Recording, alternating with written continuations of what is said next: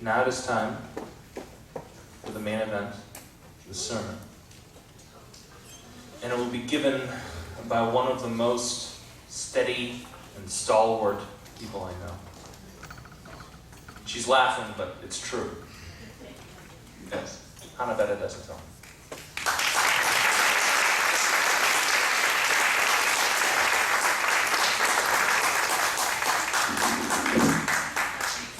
Mrs. Breland, I owe you an enormous favor. That was really lovely. All of the music this morning was really perfect. It's my message encapsulated in music, and I'm so happy that we were able to see and hear our true mother, as big as life, right in front of us. Good morning. Good morning. God bless you. God bless you. I am Hanabeta Deshotel, and I'm here today to share with you my summer experience. I hope you all had a great summer. I really did. I was doing an internship in Seoul, South Korea, with a group that helps North Korean defectors in South Korea, people who could not live any longer in North Korea and who escaped, who went across the frozen river in the middle of winter, went into China, and then made their way through China, through the Southeast Asian countries, and made it to South Korea. The organization is PS Core. It stands for People for the Successful Reunification of Korea. It's one of dozens of NGOs and groups that work in Korea for the North Koreans, in addition to the many church groups, Christian churches, Buddhist temples, our own church there, who really want to see these two countries come together. The group that I was working with, it was founded actually by a North Korean defector, a former North Korean soldier, and it's staffed entirely by volunteers, Koreans, Americans, Europeans, everyone who shares this vision. And it was a wonderful experience. They do good work, and maybe at the end I can share with you something you can do to contribute to this great work, because I know it's something that's on all of our hearts, it's on all of our minds. And let's get started.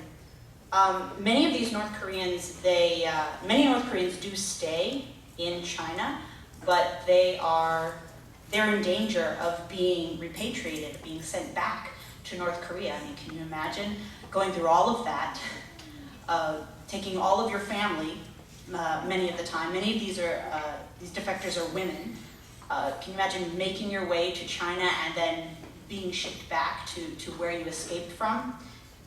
So the group that I was with does a lot of important work listening to their testimonies and documenting human rights abuses that were witnessed, giving them education, because they're in a new and different society now, a modern, democratic, capitalistic society, and they're not sure how to function. Also, they're very anxious to get English language tutoring, because they want to get those good paying jobs, which nowadays in South Korea take proficiency in English. And also the group runs rescues to China to get them out and get them to South Korea. I wasn't involved in those rescues. Something about my standing out too much. I don't know. But I was able to contribute in other ways, and we'll be celebrating Labor Day pretty soon.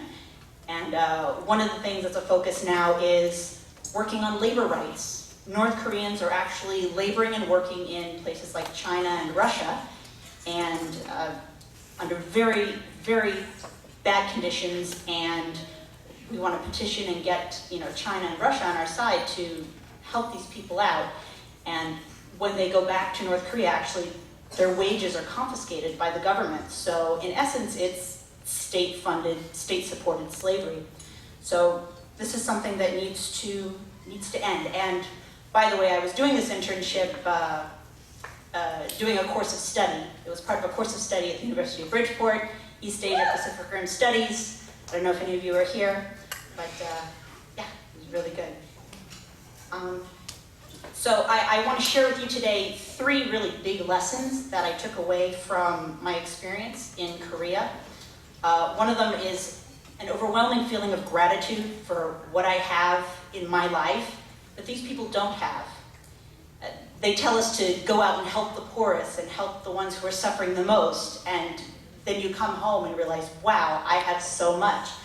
I need to stop complaining and moaning about little things. I also came away with amazement about the human spirit and how much it can endure and overcome. Like, we really are amazing creatures. We can really go through anything and overcome anything.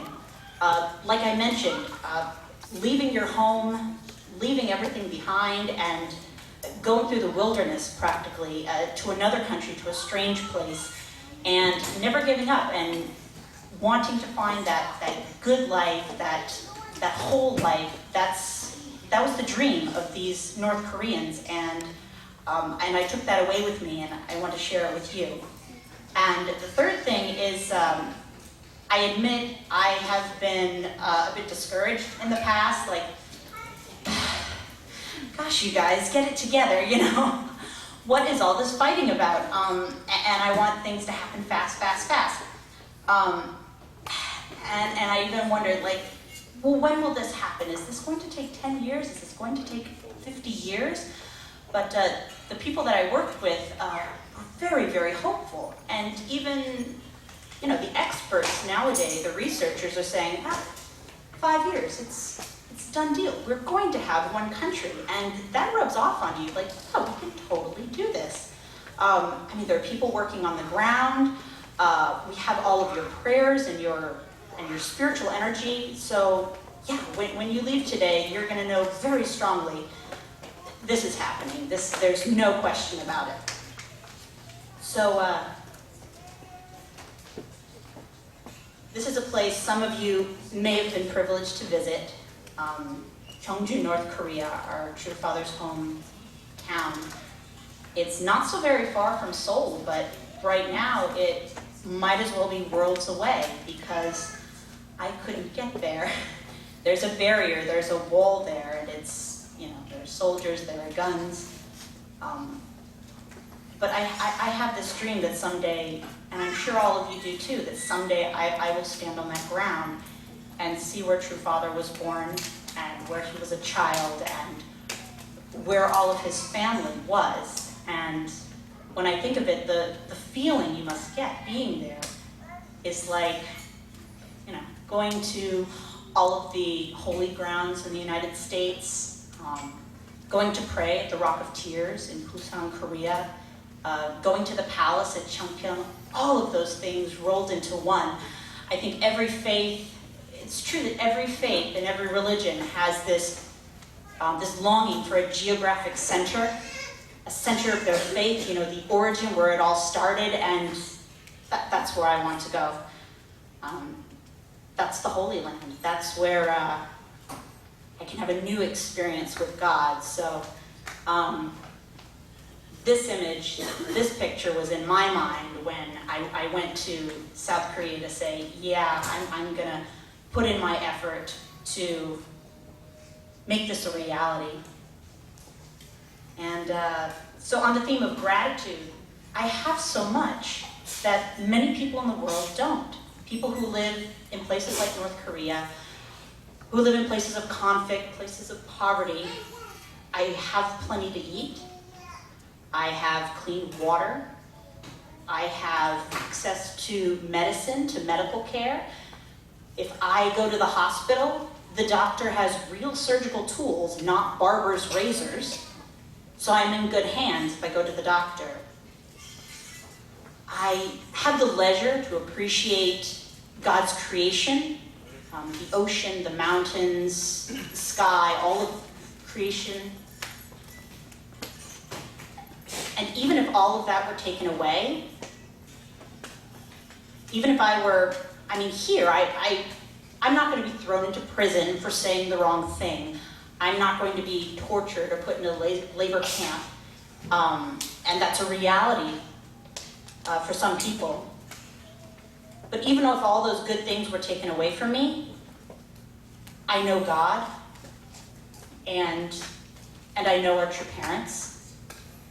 And that's also something I really want to share with the North Koreans and with all the world's people. That's fundamental. I want them to know God too. So I'm going to do this Hundoke style. And you know how it is with Hundoke. You want to find that one quote or that one paragraph, but it's all just so good. So we could read together. These are the words of Reverend Sun Myung Moon, true father in London in 1978. Let's read together. When you feel good and then extend that to God, He will feel good too, or she. When you feel good and extend it to other people, they will likewise feel good. This is the true religious life. This is for my happiness as well as the happiness of everyone else. The fact that we are here and doing the work gives me pleasure and gives God pleasure in the same way. He goes on to say, everyone must learn at one time or another that if you eat food you don't particularly care for, you should eat it just as though it were the tastiest thing in the world. Then it can taste good. It is nice to eat tasty food, but what we ought to do is what we usually don't want to do. If you chew a slice of bread enough, then it tastes very sweet. That simple food can be so tasty and sweet that you will never want to get butter or cheese to eat with it because it's not necessary, and also because it covers up the simple taste of bread. Hard work can be even more enjoyable than leisure, because after we get the hard work done, resting is even more satisfying than usual. So when you go home and have your sandwich or your toast, you'll be eating it a little differently today, yes? And he mentions here work.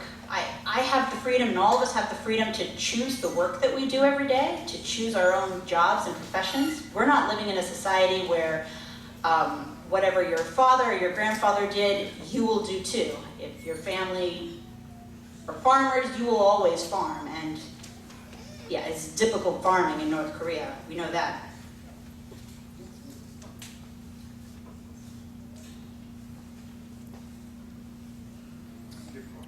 Go back to this morning.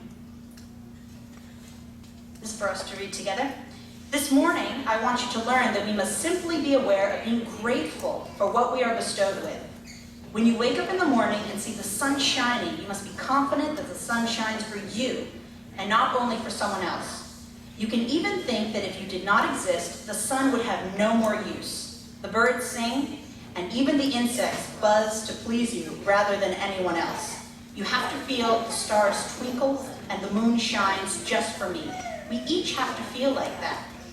He also says each person should make it a custom with himself to be grateful for the many things that he has been taking for granted. That exists solely for me, and if I don't appreciate it, then it is all wasted, which is just not right. Wherever you go, feel grateful that these things exist for you, even if it takes much conscious effort to understand.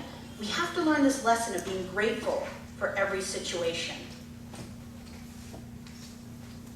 And I also mentioned to you this feeling of being amazed with human beings and our spirit and everything that we can do. We can do impossible things, the impossible dream.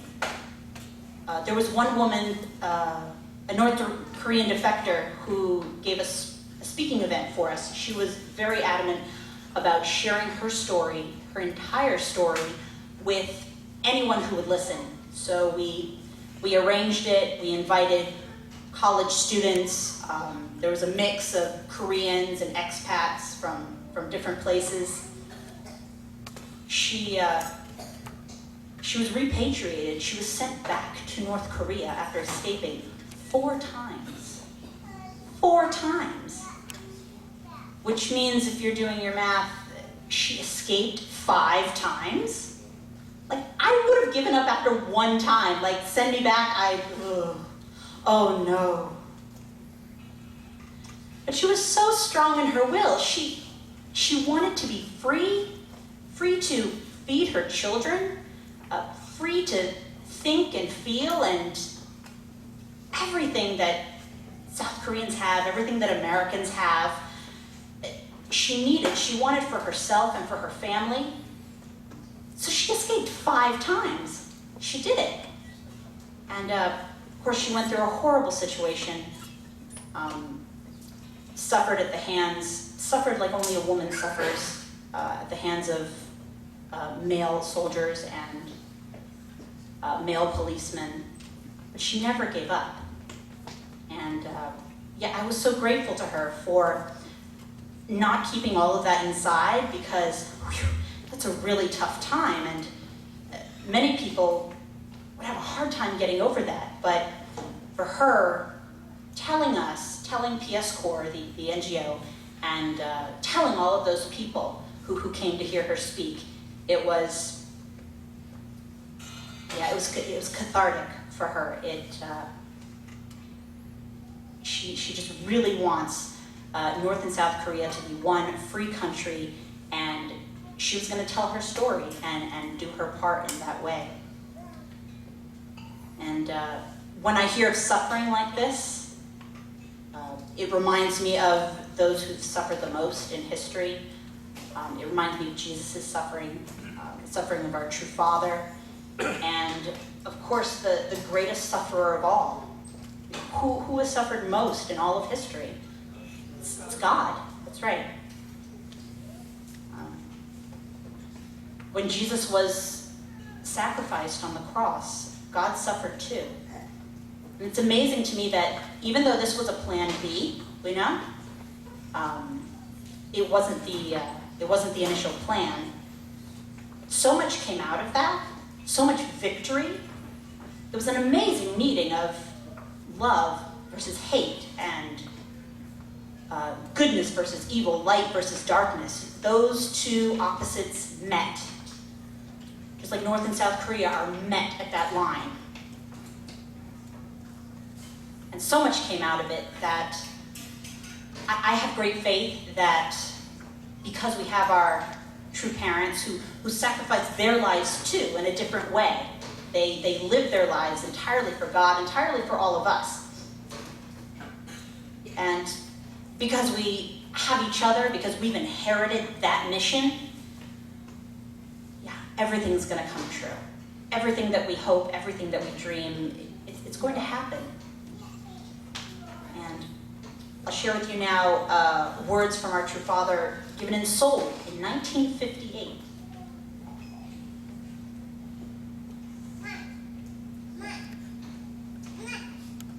Let's read together. Jesus cried out to God after fulfilling the qualification to become the substantial being who has gone through the ideology of creation by loving God and humankind more than any other person in history.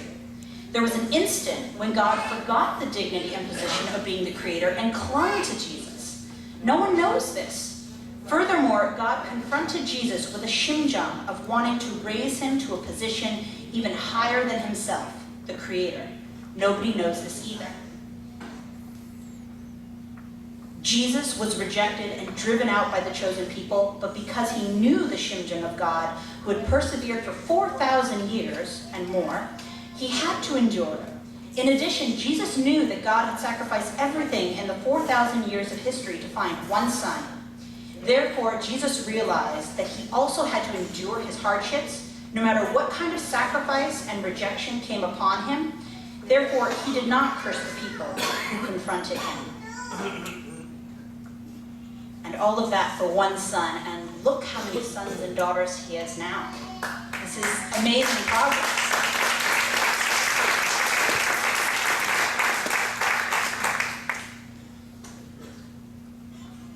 So this looks familiar, yes? This is, one version of the image of a peace road. While I was there in Korea, actually, there was in the works a visit, a trip by some South Korean politicians. They wanted to get on a train and travel up through North Korea and then all the way across Asia to Europe. It did fall through. They weren't able to go by train through North Korea. They had to get on a plane and start in China. But hey, maybe next month. Yeah, this is this is what we're working towards too. Look at all of the nations, the entire continent connected. Connected in every way: trade, culture, freedom of faith. I have great hope, and I learned this from my coworkers. I learned this from the North Koreans I was privileged enough to meet, that this is going to happen, that God has a plan. If you look to your left or you look to your right, in this audience, you're bound to have a Unification Thoughts scholar sitting next to you, and maybe they will whisper in your ear and tell you about the theory of history. God has these laws. He's a logical being, and history is not chaotic. It is going in a direction, God's direction. Would anyone like to tell us some of those laws? This is basic. This is like the law of give and take action, the law of correlativity. There's the law of 4, there's the law of 3, the law of 6. You're doing great. Reciprocity. Law of reciprocity. Okay, if I remember my unification thought correctly, there are something like 14 laws, but I'll just share 3 of them with you. There's the law of responsibility. I tried to take responsibility this summer, and I hope I can take a little bit of responsibility each day and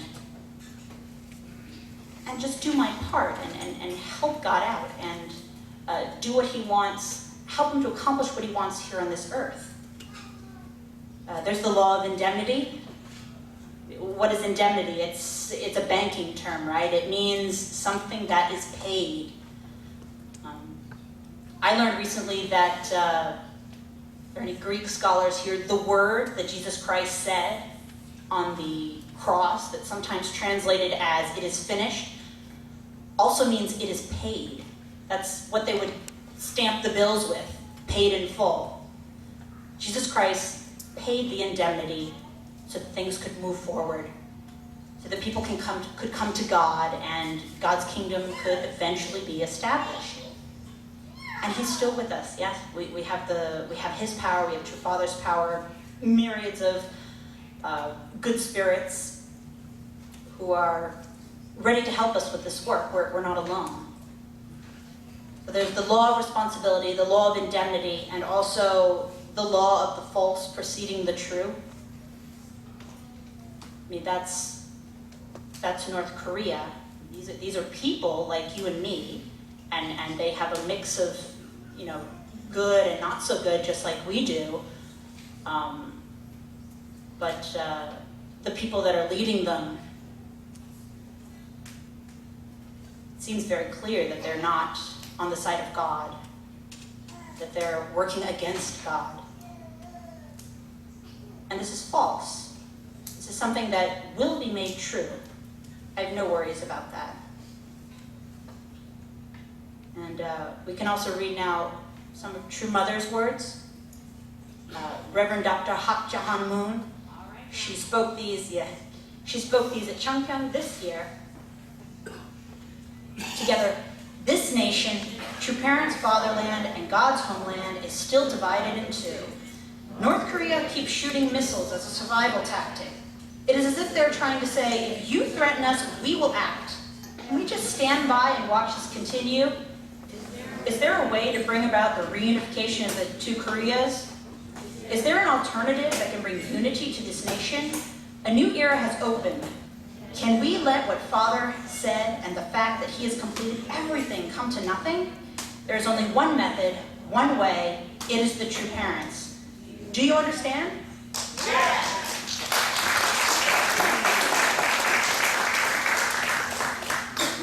True Mother also said, I am saying that you should quickly fulfill your tribal Messiah responsibilities.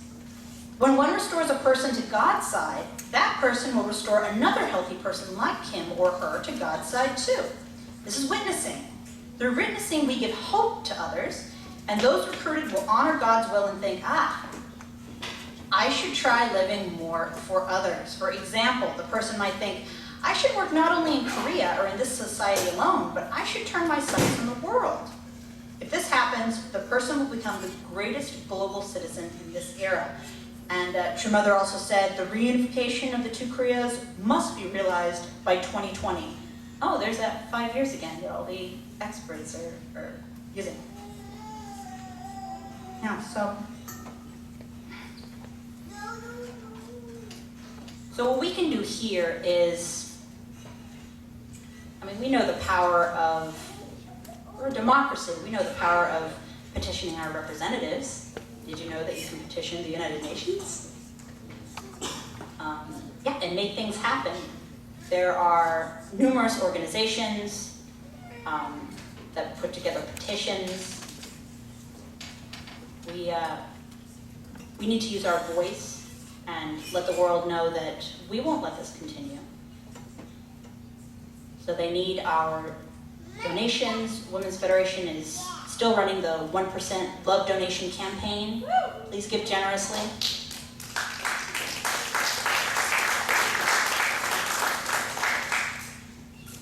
And the reason things have come so far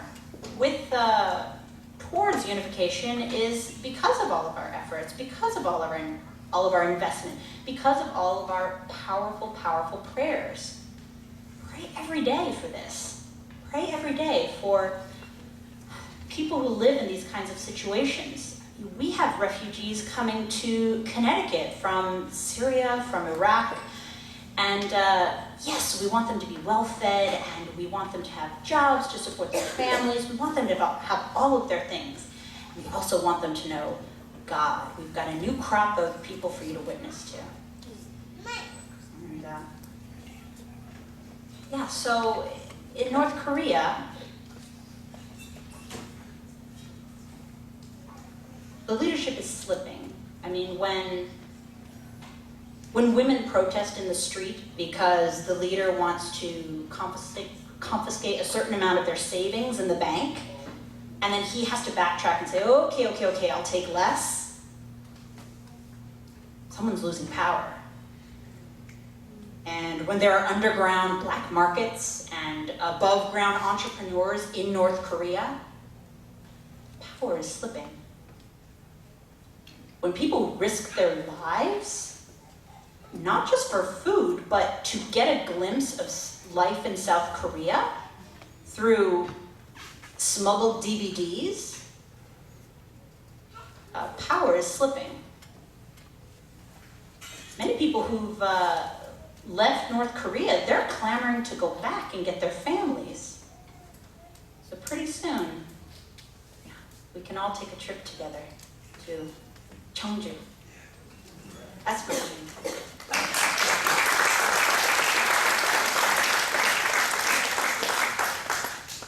So the song that Mrs. Breland so beautifully sung, it really reminds me of Chanulguk, one country, under God, spans this entire planet.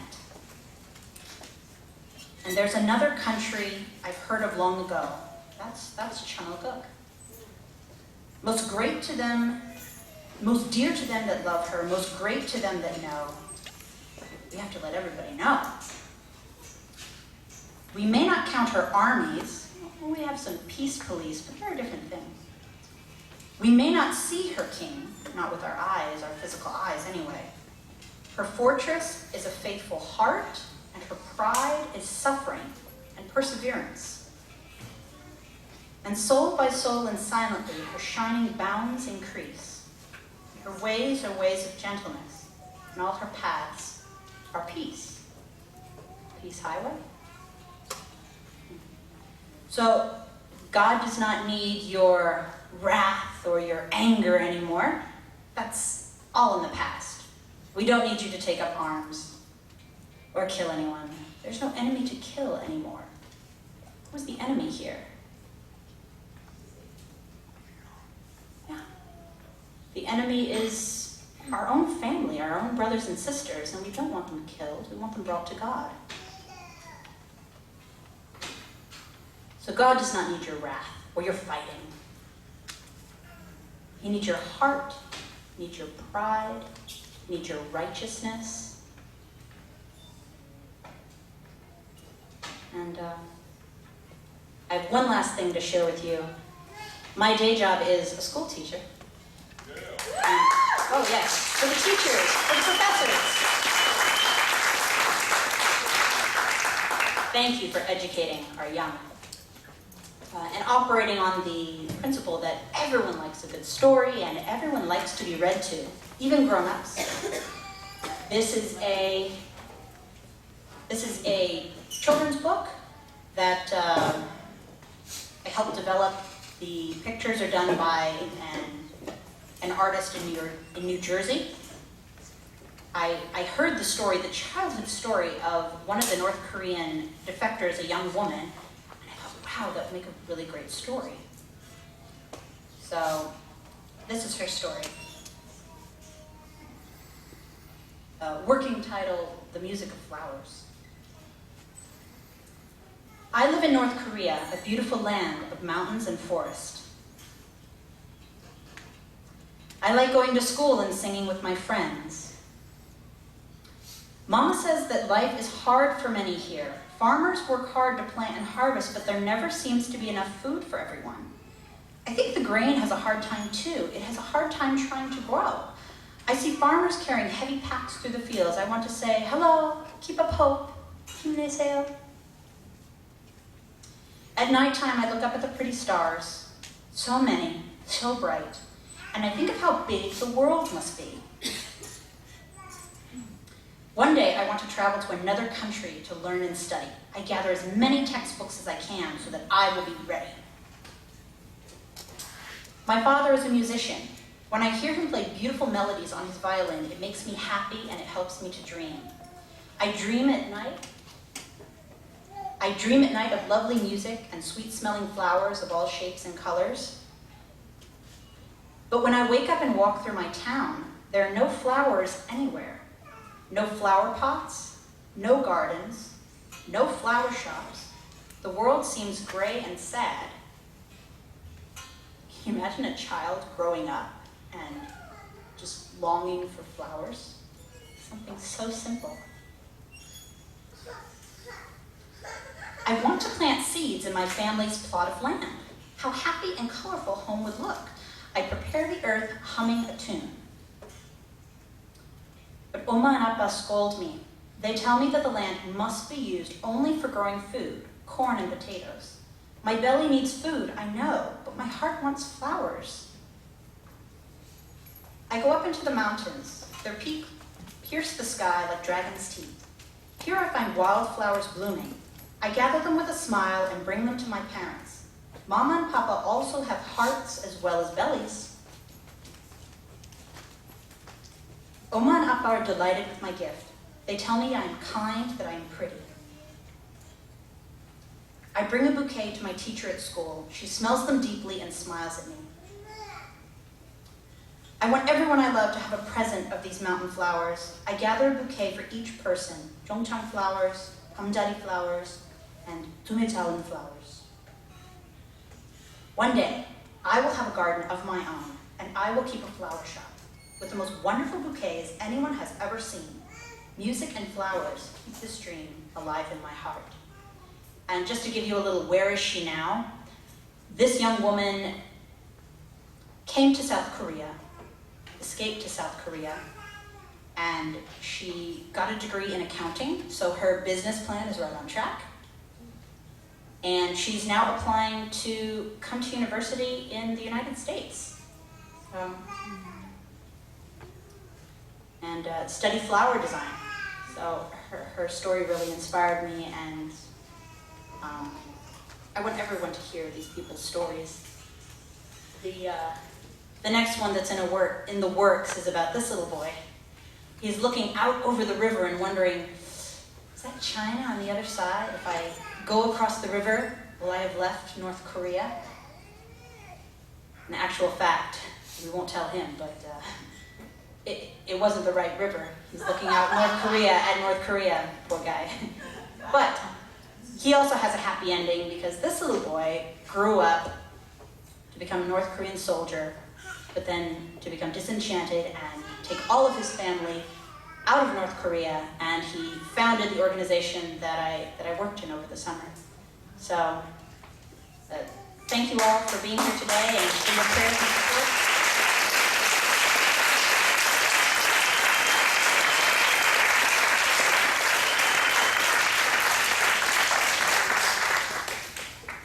If we could all bow our heads, we'll say a prayer, a closing prayer.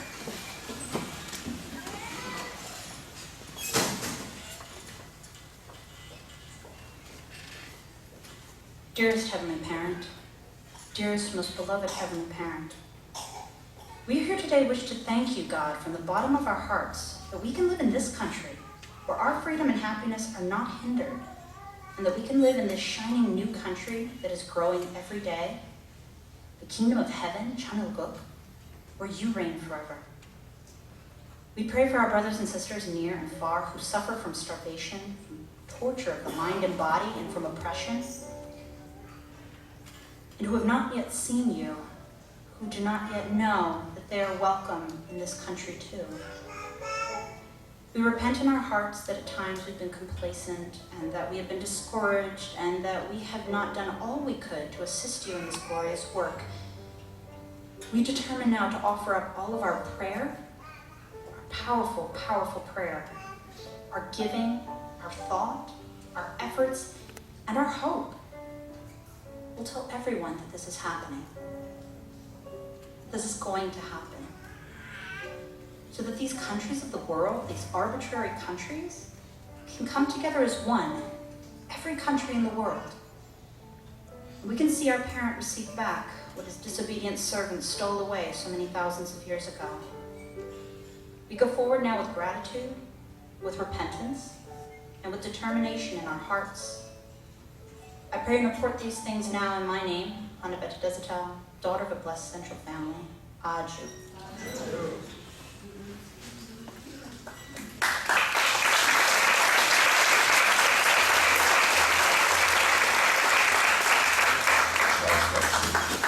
I was preaching